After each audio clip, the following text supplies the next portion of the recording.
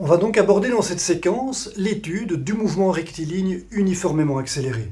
Alors c'est une étude importante parce que ce mouvement, même s'il pourra te paraître relativement simple à la fin de cette séquence, eh bien ce mouvement va nous permettre de comprendre des choses, des concepts de physique tout à fait essentiels. On verra ça donc dans les séquences ultérieures. Donc voilà, ceci, eh bien, c'est un exemple de mouvement rectiligne uniformément accéléré. Cette fusée subit une force constante, il y a la force de pesanteur qui est due à la proximité de la Terre ici, et il y a aussi la force qui est due à ses moteurs ici. Alors sur des distances raisonnables, ces deux forces peuvent être considérées comme constantes, la masse de la fusée aussi peut être considérée comme constante, et donc la loi de Newton nous indique que l'accélération, qu'on va obtenir ici en faisant passer m dans l'autre membre, l'accélération qui est égale à la force sur la masse est donc une constante. Ça veut dire que la fusée va avoir une vitesse qui va évoluer de manière simplement proportionnelle au temps, comme je l'indique ici. Et le petit coefficient de proportionnalité qui vient d'apparaître ici, eh bien, c'est bien entendu l'accélération. Tout ça, on l'a vu dans la séquence consacrée à la loi de Newton que je présente ici.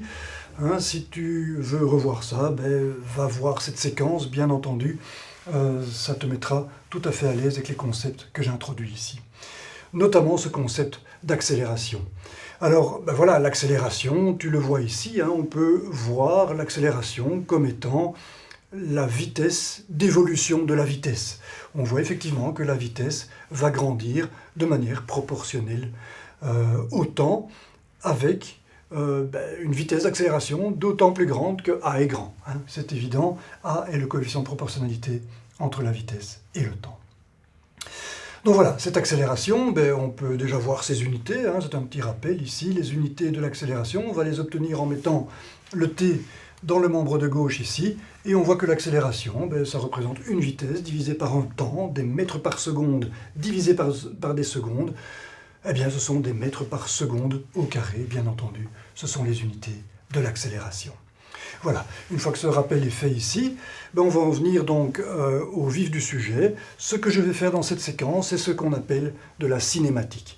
C'est-à-dire que je vais m'intéresser au mouvement de la fusée, au mouvement vu donc comme étant la fonction du temps, qui est la position. La position x ici, ce sera la position le long d'un axe linéaire, qui sera rectiligne, puisqu'il s'agit d'un mouvement rectiligne, je peux le faire. La position du mobile sera repérée donc sur cet axe des x. Et je vais m'intéresser ici à la fonction x de t. Alors, je vais m'intéresser à ça indépendamment de la cause du mouvement. Tout ce qui m'intéresse ici, c'est d'obtenir x de t connaissant la fonction v de t. V de t, c'est une simple fonction ici, c'est a fois t. Qu'est-ce que cette fonction va donner comme mouvement x de t? Il faut reconnaître que la réponse n'est pas immédiate. Si on connaît l'évolution de la vitesse, eh bien on ne connaît pas directement l'évolution de la position du mobile.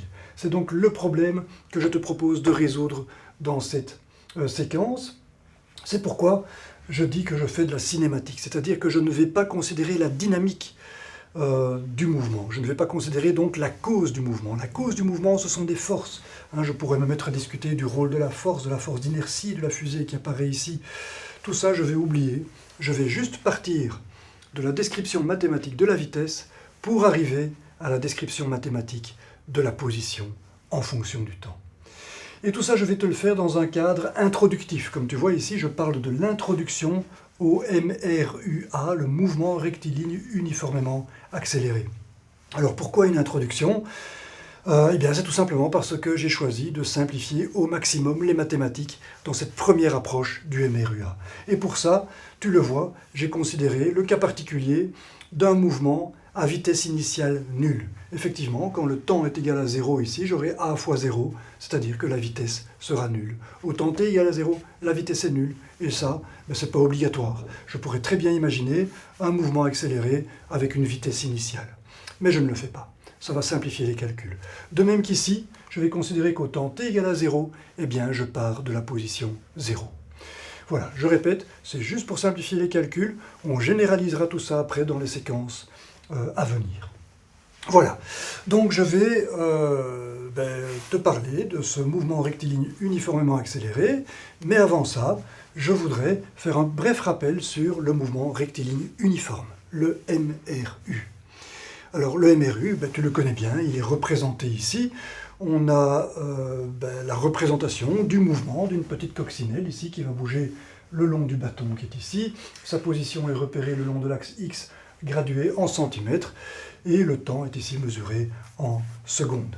Et tu vois le mouvement qui apparaît ici sous sa forme mathématique, x de t qui est égal à v fois t. V est bien entendu la vitesse du mouvement, rectiligne uniforme, et bien sûr la proportionnalité que l'on voit ici entre la distance parcourue et le temps mis pour la parcourir. Je te rappelle que le t qui est ici, c'est le même qui est là. Ceci, c'est bien la distance parcourue sur le temps t. Ça, c'est bien le même temps que là. Voilà, donc cette proportionnalité, elle se traduit bien sûr par cette ligne droite. Quand le temps évolue, la position évolue de la même manière, de manière proportionnelle. C'est ce que je veux te montrer ici avec l'animation. On voit que ce qu'on dessine ici, effectivement, c'est un graphe linéaire. On a une relation linéaire entre la position et le temps. Voilà, alors bien sûr, la pente de cette droite représente la vitesse. C'est ce que je vais indiquer ici. Alors ce n'est pas l'angle que je donne ici. Si je mets ici la petite courbe ici, c'est juste pour te montrer que V va déterminer l'inclinaison de cette droite. Plus V est grand, plus cette droite sera redressée, c'est évident. Par exemple ici pour 8 secondes j'ai 4 cm, si j'avais été plus loin, si j'avais eu 6 cm par exemple, la droite aurait été plus relevée. Tout ça tu le connais bien. Donc voilà, cette vitesse ici, je peux l'obtenir tout simplement en prenant la distance parcourue au temps t divisé par le temps mis pour la parcourir, c'est-à-dire le temps t. Voilà la vitesse bien sûr qu'on retrouve ici. Alors, cette vitesse, j'en ai déjà parlé à demi-mot, voilà, j'ai fait 4 cm sur 8 secondes, ça veut dire que je fais 4 divisé par 8 en centimètres par seconde, bien entendu. 4 sur 8, ça fait 0,5, ça fait donc 0,5 cm par seconde. Un demi-centimètre par seconde, c'était la vitesse donc, de la petite coccinelle ici, sur son bâton. Eh bien, cette vitesse, je vais la représenter ici dans le graphe des vitesses. C'est comme ça que je pourrais le dire. Alors, le graphe des vitesses, c'est tout simplement la représentation de la vitesse, tu vois, en centimètres par seconde ici, au cours du temps. Donc, à chaque temps, je relève une vitesse, et bien entendu, puisqu'il s'agit d'un MRU, mouvement rectiligne uniforme, le uniforme, il veut dire que la vitesse est constante, on le voit, elle vaut 0,5 partout. Ce qui est une évidence à partir de cette formule, et ce graphe, je vois que quel que soit le temps que je prends ici, je trouverai toujours 0,5. Prenons 6 secondes. À 6 secondes, j'ai parcouru 3 cm. 3 sur 6, ça fait 0,5.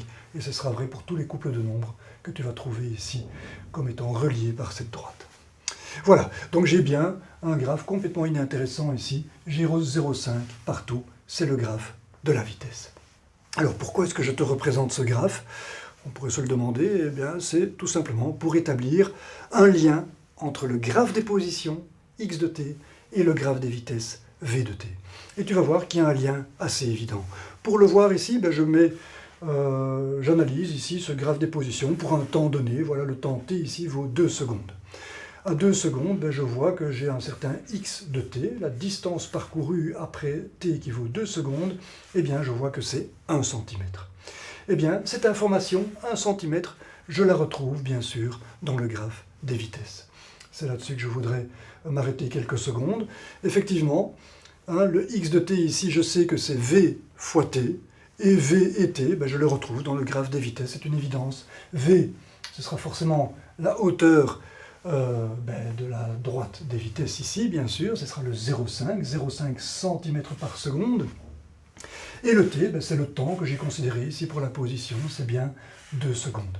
Et effectivement, si je fais v, le v que tu vois ici, fois t, t qui est ici, je vais faire 0,5 fois 2, je retrouve bien le 1 qui est ici. V fois t, c'est 1. Et on voit donc que la position apparaît comme le produit de v par t, c'est-à-dire la hauteur ici, fois la largeur de ce rectangle que je suis en train de dessiner ici. C'est donc bien la surface de ce rectangle que je colorie maintenant en bleu. Donc la distance qui est coloriée en bleu ici, x de t, c'est, sur le graphe des vitesses, c'est la surface qui est ici. Alors, ceci est un petit peu abstrait, fais attention, hein, je parle de surface, mais c'est assez imagé, c'est assez abstrait comme surface, parce que c'est une surface qui s'exprime en centimètres. Je parle d'une distance, et je dis que c'est une surface dans le graphe des vitesses. Hein, mais évidemment, cette distance est obtenue parce que je prends une vitesse. Une vitesse, c'est une distance par unité de temps, fois un temps, c'est bien une distance. Hein, donc tu vois que sur le graphe des vitesses, ici, ce que j'appelle une surface, représente en réalité une simple distance. Voilà, donc ce que je fais ici, en fait, c'est ce qu'on appelle l'interprétation géométrique de ce rectangle ici, dans ce diagramme, dans ce graphe des vitesses. Dans le graphe des vitesses, la position à un temps t donné apparaît comme la surface sous le graphe des vitesses, jusqu'au temps t, bien sûr. Je m'arrête à 2 secondes ici, je prends la surface que j'ai depuis 0, ça représente le x de t qui est ici. J'espère que tu as bien compris. On peut bien sûr généraliser ça pour toute durée. Hein, je peux prendre 4 secondes par exemple. Eh bien oui, forcément, à 4 secondes, qu'est-ce que j'aurai? J'aurai 0,5 fois 4, c'est-à-dire 2. Et je me retrouve bien effectivement à 2 cm. Le x de t qui est ici, c'est bien la surface de ce rectangle bleu. Et c'est vrai pour tout temps. Je vais le marquer ici en particulier pour le temps t égale 8 secondes.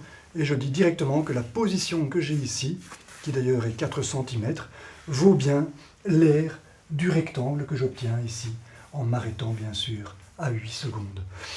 L'aire de ce rectangle, donc je dis bien que c'est x de t, je l'explicite ici en disant que cette aire bleue que j'ai ici, cette surface bleue, c'est x de t. C'est la distance parcourue. C'est une correspondance intéressante entre le graphe des positions et le graphe des vitesses.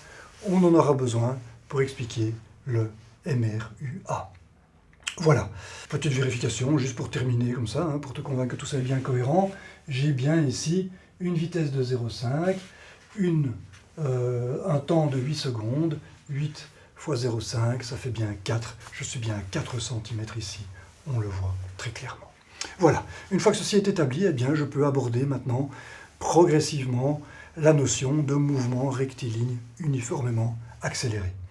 Alors comme tu vois ici, je vais te proposer un graphe des vitesses particulier qui n'est pas une vitesse qui évolue, linéairement avec le temps, qui n'est pas proportionnelle au temps, mais tout de même c'est une vitesse qui présente une évolution régulière. Une évolution régulière mais par pas successifs. Hein, j'ai ici une vitesse constante sur une certaine durée que je vais appeler delta t. Et ce delta t, je le reporte ici. Et la deuxième période, le deuxième laps de temps que j'ai ici, lui, il se parcourt à la vitesse V2, qui vaut le double de V1. Et puis le troisième laps de temps, lui, se parcourt à la vitesse V3, qui vaut 3 fois V1. Et tu vois comme ceci que j'installe une progression de la vitesse qui est bien régulière, mais je répète, elle se fait de manière discrète, par pas de temps, donc delta t. Voilà, à chaque pas de temps, j'ai une vitesse différente. Voilà, donc le graphe des vitesses est donc relativement simple. On voit que c'est un graphe de vitesse qui est en fait un graphe de MRU par morceau. Ici j'ai un MRU, ici j'ai un MRU, et là aussi. Ils sont tous les trois à vitesse différente, mais ça ne m'empêchera pas de construire ici le graphe des positions correspondant à ce graphe des vitesses. Et pour ça, je vais utiliser ce que je viens de t'expliquer sur la correspondance entre le graphe des positions et le graphe des vitesses. Je vais m'intéresser par exemple à la position après le premier laps de temps delta t. À quelle position est-ce que je me trouve ici? La réponse est ultra simple. Je me suis déplacé avec une vitesse V1 pendant un temps delta t. La distance parcourue, c'est V1 delta t. Et V1 delta t, c'est tout simplement la surface ici, sous le graphe de la vitesse, sur le temps delta t, bien entendu. C'est la surface bleue qui vient d'apparaître ici. Cette surface bleue, c'est la distance parcourue après un temps delta t. Voilà, et bien sûr, cette distance a été acquise très progressivement, puisque la vitesse est constante. Ici, j'ai forcément une droite qui se dessine jusqu'à la distance parcourue. Au temps delta t, j'ai parcouru une certaine distance, V1 delta t. Et cette distance, je le répète, c'est la surface sous le graphe des vitesses. Voilà, maintenant je vais passer au deuxième laps de temps. Alors, le deuxième laps de temps, je le commence à une certaine distance de l'origine. Le point de départ, c'était 0, je me retrouve ici quelque part. la distance V1 delta t. De cette distance V1 delta t, je démarre un MRU à la vitesse V2, qui est plus grande que V1. Ma pente sera donc plus élevée que la pente que j'ai ici. Et donc voilà, je vais m'intéresser maintenant à la distance que j'aurai parcourue sur le temps delta t à la vitesse V2. Ben, ce sera exactement la même chose qu'ici, à part que maintenant, ce sera d'ici que je pars, et la distance que je parcours à partir de là, eh bien, c'est V2 delta t, qui n'est rien d'autre que la surface sous le graphe des vitesses, qui est ici un MRU de vitesse V2. J'ai donc bien V2 fois delta t, que je vais considérer ici comme étant la distance parcourue.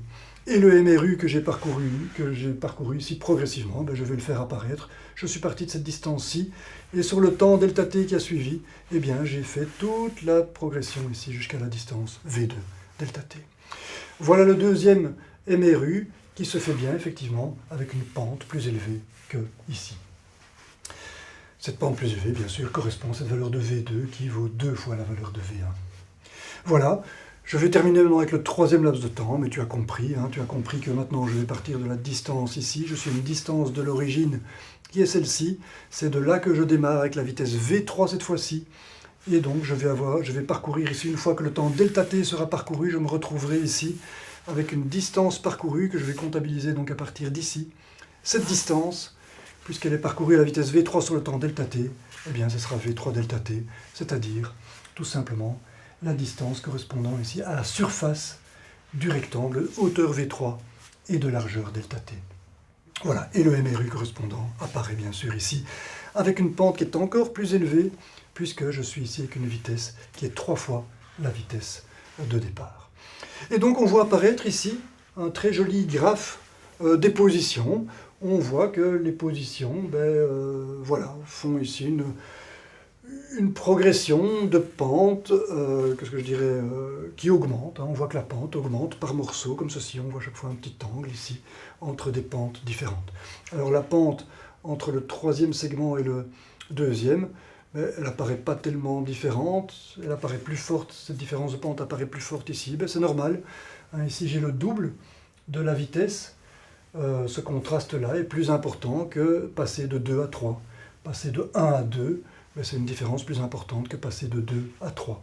Et donc on voit que le coude ici que j'ai entre les deux pentes, il est faiblement marqué. Voilà. Qu'est-ce que je vais faire maintenant? Je vais faire le bilan de la distance totale parcourue sur le temps 3 fois delta t.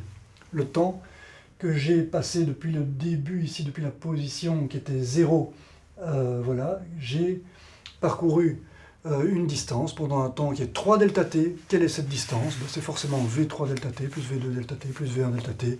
Je peux les mettre ensemble comme ceci pour bien voir que ceci, la somme de ces trois grandeurs, eh bien c'est la distance parcourue depuis le temps t égale à 0.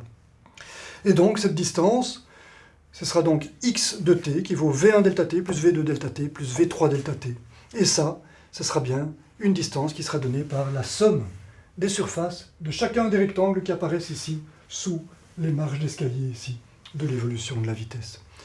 Et donc voilà, j'aurai un x de t qui va apparaître ici, et ce x de t, je le répète, ce sera bien la surface totale, V1 delta t, V2 delta t, plus V3 delta t, c'est bien ce qui est écrit ici.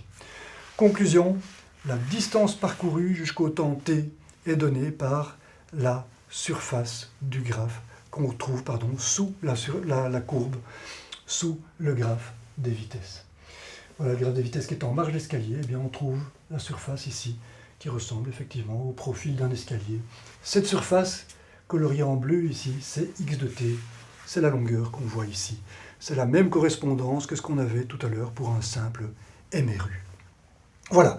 Et ce raisonnement-là, tu peux bien imaginer que je peux le faire indépendamment de la taille du pas que j'ai ici. Je peux représenter une vitesse qui évolue un peu plus finement avec un pas qui sera 2 fois plus petit. À ce moment-là, j'aurai des marges d'escalier plus nombreuses. Si je prends un pas 2 fois plus petit, j'aurai 6 marges d'escalier plutôt que 3. Les voilà. Alors tu vois que les coudes, maintenant, entre les segments de vitesse différentes, ils se voient de moins en moins. On voit les transitions, encore ici, on voit ces petits angles qui correspondent chaque fois au passage à une vitesse supérieure. Et on voit que les coudes ici à la fin, on ne voit quasiment plus. Voilà, la différence entre cette vitesse-là et cette vitesse-là est effectivement beaucoup plus faible que ici où je passe du simple au double.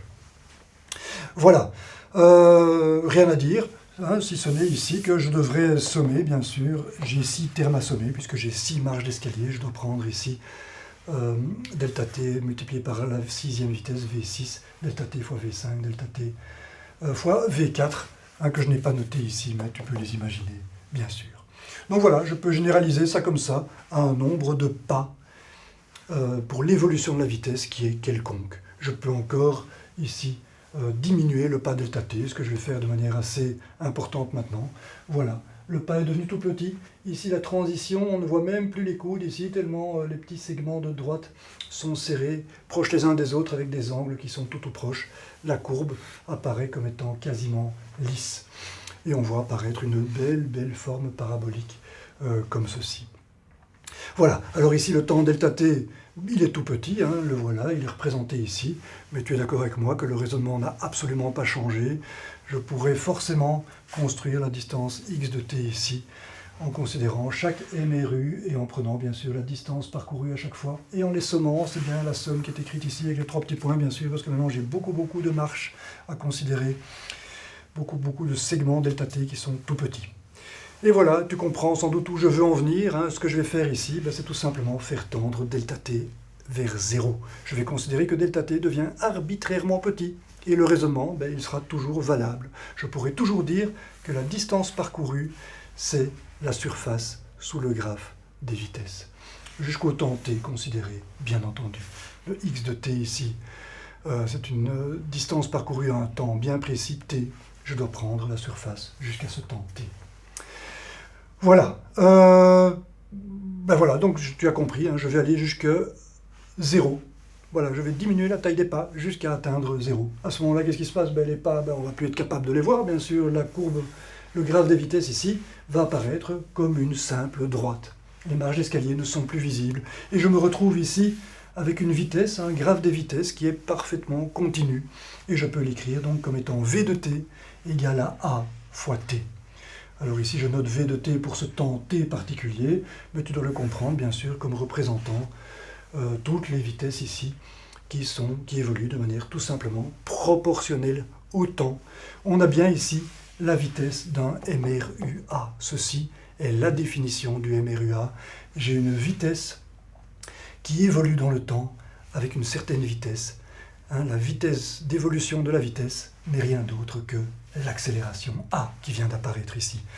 Et donc le A ben, représente tout simplement la pente ici de ce graphe des vitesses. Et voilà. Et alors, ben, le raisonnement n'a pas changé, si ce n'est qu'on a une petite difficulté. Si le delta t, je l'ai fait tendre vers 0, alors si les marches, les petites marches d'escalier ben, commencent à avoir une largeur de plus en plus petite, quand elles tendent vers 0, ben, le nombre de marches, lui, tend vers l'infini. Et je me retrouve ici devant une difficulté. Je dois sommer ici une infinité de termes avec des delta t qui tendent vers 0. Tu avoueras que ce n'est pas très facile à appréhender hein, comme notion. Ben précisément, c'est un problème qui est difficile, ceci. C'est un problème de calcul ben, qu'on pourrait qualifier de calcul différentiel et intégral. Hein, c'est d'ailleurs Newton qui a développé cet outil mathématique. Voilà, en fait, on peut montrer que le calcul ici peut se faire avec des valeurs de V qui sont données par ceci et un delta t qui tend vers 0. On obtient alors ce qu'on appelle une intégrale. Ah, donc c'est un outil mathématique que Newton a construit pour typiquement traiter ce type de problème. Alors ici, ce n'est pas mon objectif, hein, je ne vais pas te faire un cours de mathématiques ici. On va supposer que ce calcul, on peut le faire même quand on a des petites marges d'escalier ici dont la taille tend vers 0. Ah, donc voilà, ça sera ce qu'on appelle une intégrale, mais je répète, je ne te l'explique pas ici. Voilà, donc on se retrouve un petit peu avec ce qu'on voulait. En tout cas, du point de vue graphique, on a ce qu'on voulait. J'ai ici ce que je peux appeler la cinématique du mouvement rectiligne uniformément accéléré. J'ai la position x au cours du temps et je vois que ça suit une courbe comme ceci d'allure parabolique. J'ai également la vitesse, bien sûr, ça c'était la définition du MRUA, donc j'ai la position, j'ai la vitesse au cours du temps, j'ai tout ce qu'il faut pour décrire le MRUA. Alors, je l'ai, mais uniquement de manière graphique. Je t'ai dit dans l'introduction que ce que je cherchais, c'est la fonction mathématique ici. Eh bien, pour avoir la fonction mathématique, tu vois que je l'ai mis ici. Le x de t que j'ai ici, c'est la surface bleue qui apparaît ici. Et cette surface bleue, tu vois que c'est simplement la surface d'un triangle dont on connaît la hauteur et la base. Tu sais que la surface du triangle, eh bien, c'est la moitié de la surface du rectangle ici, le rectangle de largeur t. Tu vois que je m'intéresse à la distance au temps t. Je vais donc calculer x de t pour ce temps-là, c'est-à-dire que je vais calculer l'aire de ce triangle pour le temps t. Et donc je prends la largeur t ici. Ça, c'est la base de ce triangle.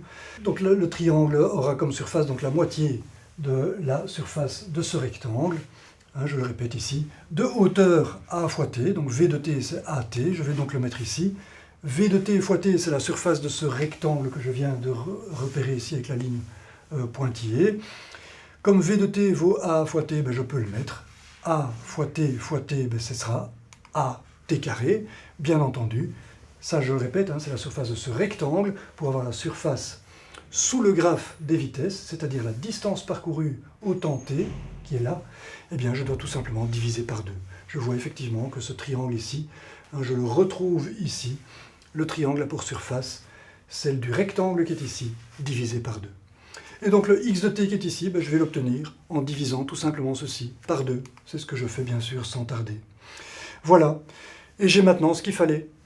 Tu vois que la distance parcourue après un temps t, eh bien, est donnée tout simplement par 1/2 de a t carré. Où t, eh bien, c'est tout simplement, forcément, le temps ici pour parcourir la distance x de t. Et donc, ceci, c'est bien ce que je peux qualifier de description mathématique du MRUA. Ceci, c'est la cinématique du MRUA. J'ai la description mathématique de la position au cours du temps et sur base donc de la description mathématique de la vitesse au cours du temps. J'ai tout ce qu'il faut donc pour caractériser le MRUA. Voilà. On constate donc ici une évolution parabolique, bien entendu. Je l'avais annoncé ici en décrivant la courbe. On avait commencé par une courbe à facettes comme ceci, on en avait 3 au départ. Les angles entre les facettes devenaient de plus en plus petits. Et ici, on a une belle courbe parabolique. Ceci est effectivement une parabole. X dépend donc comme le carré du temps. Alors voilà, on va pouvoir illustrer ceci. C'est avec ça que je vais terminer ici. Si je prends une accélération de 1 mètre par seconde au carré pour faire simple, donc toutes les secondes, la vitesse augmente d'1 mètre par seconde. C'est bien ça que ça veut dire. Quelle sera la vitesse au bout du temps qui sera d'1 seconde? Je te laisse un peu réfléchir. Tu accélères à 1 mètre par seconde au carré et tu te demandes la distance que tu auras parcourue au bout d'1 seconde. Voilà, la réponse sera donnée ici très facilement. J'ai 1 seconde ici. 1 seconde au carré, ça fait 1. 1 mètre par seconde au carré, ça fait toujours 1. 1 fois 1 fois 1/2, ça fait 1/2. J'arrive bien à 1/2 mètre. On parcourt 1/2 mètre avec une accélération d'1 mètre par seconde au carré qui s'effectue donc pendant 1 seconde. Donc voilà, ça c'est une information. Le 1/2, il vient de ce fameux facteur 1/2 ici, qui vient du fait que c'était bien l'aire du triangle et non du rectangle qu'il faut considérer.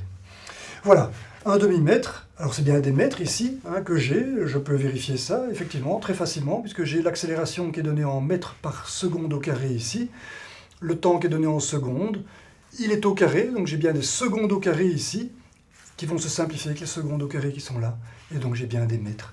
X ici est bien donné en mètres si l'accélération est en mètres par seconde au carré et le temps en secondes. Voilà, j'ai donc bien 1/2 mètre. On pourrait maintenant se demander ce qui se passe après 2 secondes. Après 2 secondes, on pourrait se dire qu'on a parcouru le double. On est arrivé à 1 mètre plutôt qu'1/2 mètre. Non, bien sûr. C'est faux. Après 2 secondes, on est allé 4 fois plus loin. Parce qu'on a bien une dépendance ici au carré du temps. Si je double le temps, si je passe de 1 à 2, je passe de 1 au carré qui vaut 1 à 2 au carré qui vaut 4. Je quadruple la distance parcouru en doublant le temps. Et donc je vais arriver ici non pas à 1 mètre, mais à 2 mètres, 4 fois un demi-mètre. Voilà, et je peux continuer comme ça, pour 3 secondes, qu'est-ce qu'on va avoir? 3 au carré, ça fait 9. Ce sera donc 9 fois plus que ce qu'on avait avec une seconde.